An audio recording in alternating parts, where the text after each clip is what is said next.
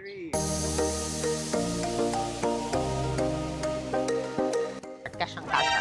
Hi. And, Excuse ay, me. excuse me. Of course. Can I join you? Joining us with this house tour is Mr. Mac Navarez. Wow.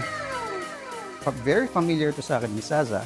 I have Carbon Quest at home. Well, medyo mas rustic lang yung sa akin. Tama ba, Miss Zaza? Ito yung mga palapa roofing yung tawag yata dito. Sa concept inyo? na to. Sa amin, yes. Pala pa, matigas lang. Sa Bicol. Bawal lang mag-fireworks dito pag New Year. Pero syempre, guest house nga eh. Kasita, ibig sabihin, you have your own kusina.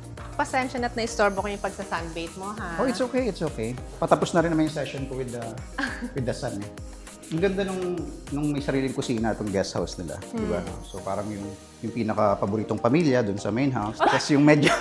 Tsaka to, meron kang his and hers na sink ko for your romantic chores, di ba? Maghuhugas kayo ng pinggan, mag-holding hands kasi lalo ng bubbles. 4.5 feet. So pag doon ako, di mo na ako makikita. Kasi merong mga place na one part of the house, medyo limited lang yung seats, so hindi lahat makaka-join. So at least dito, ang daming chairs, ang daming tables, so everybody's having fun, di ba? Ito, kompleto talaga. Pati ceiling, naglagay sila ng mga wood beams. Very cohesive yung design element ng architecture. Tumataba ka na, makikita mo na nag-evolve ka dito eh. So at least, nakakontrol mo. Yung diet mo mag-work talaga. Ito, hindi ko alam na pwede pala ito. Kasi usually, pag nagwawalis tayo sa bahay, tinatapon natin ito eh. Pag pumalas din sa walis, di ba? Pwede mo pala siyang gawing design. Napaka-elegant. So, actually, walis yata hinugot eh. Hindi. Medyo maganda yung bahay. Perfect yung bahay para sa akin. Pero medyo may pagka... Munti ka nang di discrimination. makita, Sir Mac. Medyo discrimination eh. Bedroom number 1. Old folks natin, di ba? Sila granny, sila lolo. So, pwede sila dito para...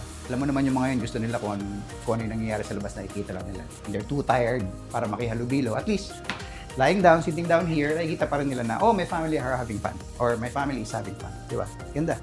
Kitchen, ang daming cabinetries. Tapos biglang sa ilalim ng bubbles, magkaka-holding hands kayo doon na parang, oh my God. We still have the spark. Parang gano'n, di ba? So, kahit 50 years na kayong mag-asawa, andun pa rin yung nagbaburn pa rin yung love. Kailangan mo magpunas? Okay na. Pang 2 weeks na labahan, kayang-kaya nitong walkout closet na to. The best part of the house for me. This place will never bore you, di ba? And again, yung pagkalubog ng living area, tumaas ngayon yung ceiling.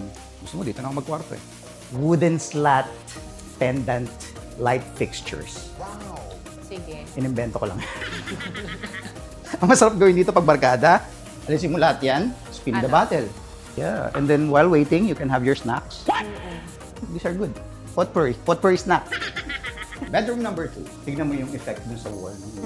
It brings added drama to your room. Or kung gaano ka pagod sa trabaho, kakatingin sa computer, pag-uwi mo sa ganitong klaseng bahay, parang, I'm home. Di ba? Of course, meron siyang shared or common bathroom. Wala, puro bote. Alam mo yung bote na binasag na? Yeah. Nakalagay sa ibabaw ng bakod. What? To protect yourself from burglars. Yeah.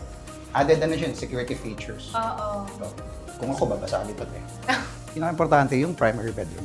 And of course, you have your en-suites bathroom. Unsweet. On. Yan. On. Very spacious. Magugulat kayo, surprisingly. Uy! Of course, I know that. Para siyang natural sunlight, pero I think it's ilaw lang siya, pero mukha siyang natural sunlight. Mukha kang nasa labas pa rin. Pati yung basurahan wooden, pati yung plastic gawa sa kahoy. Hindi, joke. Yeah, you can leave now. Hindi, joke. Thank you for having me. Yes. Thank you. Sige, pakisara na lang po yung gate.